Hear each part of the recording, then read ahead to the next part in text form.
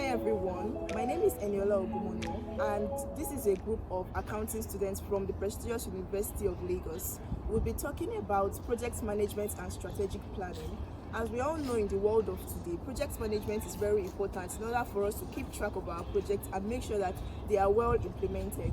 This video will be talking about the definition of project and project management processes. We'll go on to discuss project management software, the successes and failures of factors in project management, the importance of strategic planning for information systems. Then finally, we'll look at the effect of human elements in strategic planning. Olamide will go ahead now to help us understand what a project is and what project management is all about. Hi, I'm Olamide. And what is a project? Project is a piece of planned work or an activity that is completed over a period of time and intended to achieve a particular purpose. Project is one-time wholly unique set of activity that has a starting and ending point in time. Then what is project management? Project management is the planning and organizing of a company's financial, material, human, and intellectual resources to complete a specific task or action. On a basic level, project management includes planning, initiation, execution, monitoring, and closing of a project. What then is triple constraints? Every project is constrained by three fundamental forces. These forces are time, cost, and scope.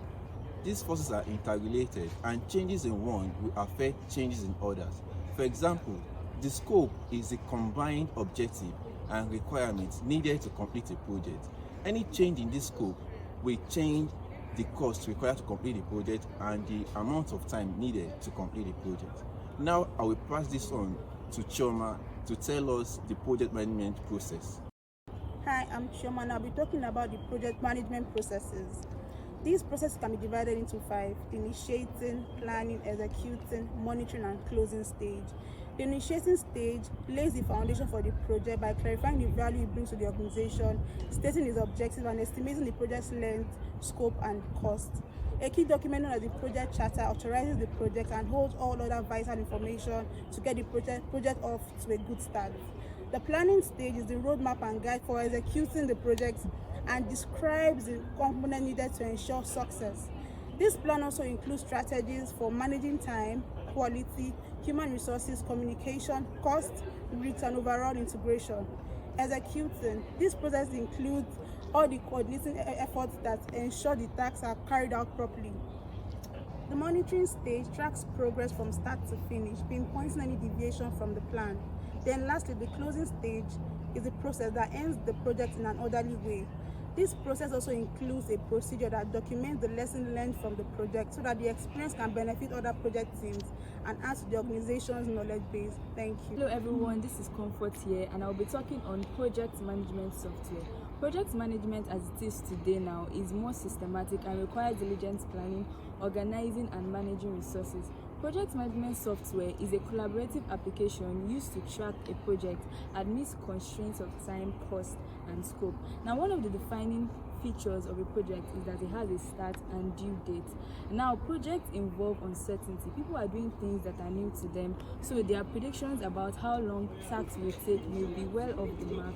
It's easy to be very optimistic about the time the project will be done and ready for use. Yet, once a project is started, it cannot be accurately estimated how long it will take, and a project management software is needed to bring everything all together. Now, planning is not easy. Even as a student, putting things together, I tend to use something like calendar, notes, Excel sheets, to-do list. Now, as pertains project management software, although it's possible to use Excel or a word processor to create a work breakdown structure and fill in timelines and due dates, and even assign tasks to people, it's better to use a project management software that offers special capabilities. And one of the capabilities of a project management software is that it gives a Gantt chart view of the timeline of the project, so that you are able to measure the progress that you've attained in the project as against the targets that you've set. And it has horizontal bars that shows how far you've gone in the project and if you're taking longer than expected.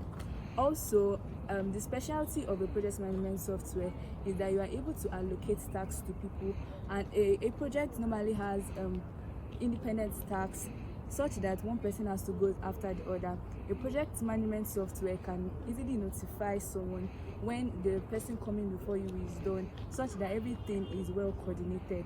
Also, a software can help track cost and give variance analysis. Once you've just imputed the target cost that you've estimated for the project, it helps to track how well you're doing in managing your cost. Now, if your company is new to project management, you can consider project management software such as Gantt Pro or Team Gantt, and also others that you can try are Asana, Trello, Todoist, and Zoho software. Hello, my name is Moyosore, and I'll be talking about the success factor and failure factor of project management. The factors that contribute to the success of project management can be grouped by categories, and we have the people factor.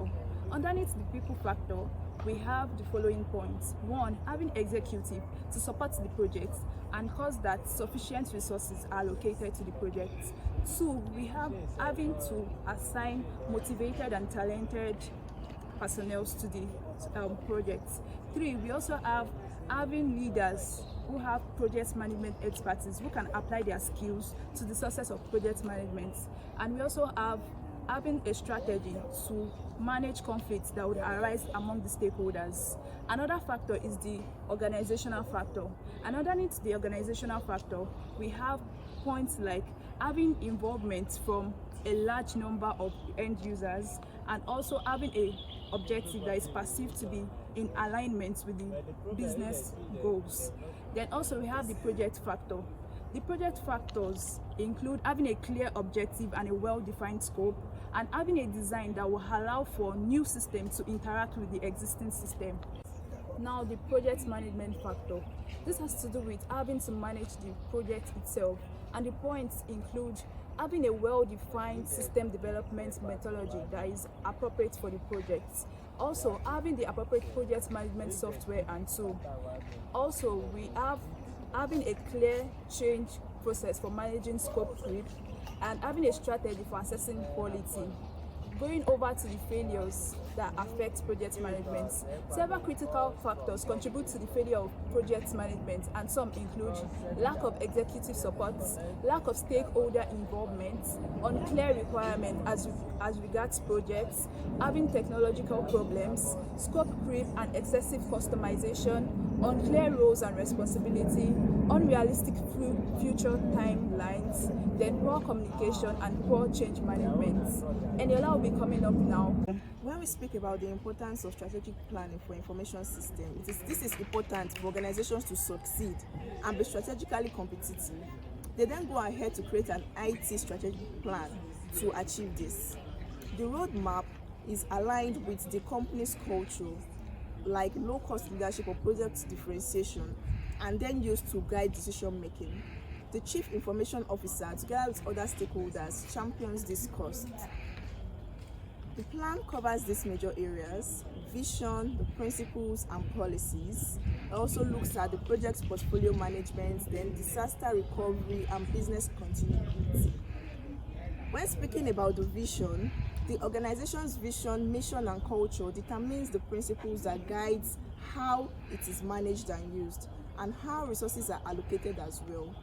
The vision and the principle then are translated into policies and procedures that reach down into different business processes and workplace culture.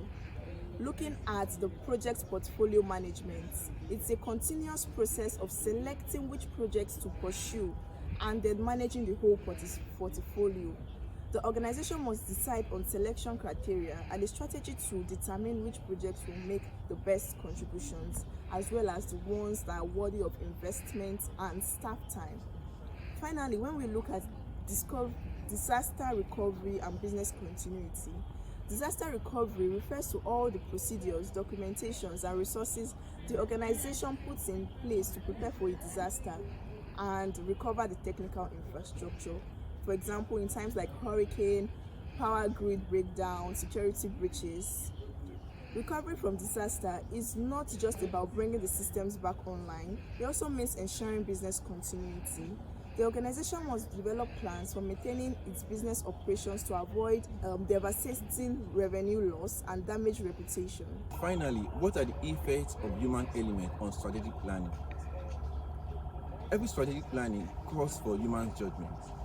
And project being a one-time event involves uncertainty because management are doing things that are new to them for the first time.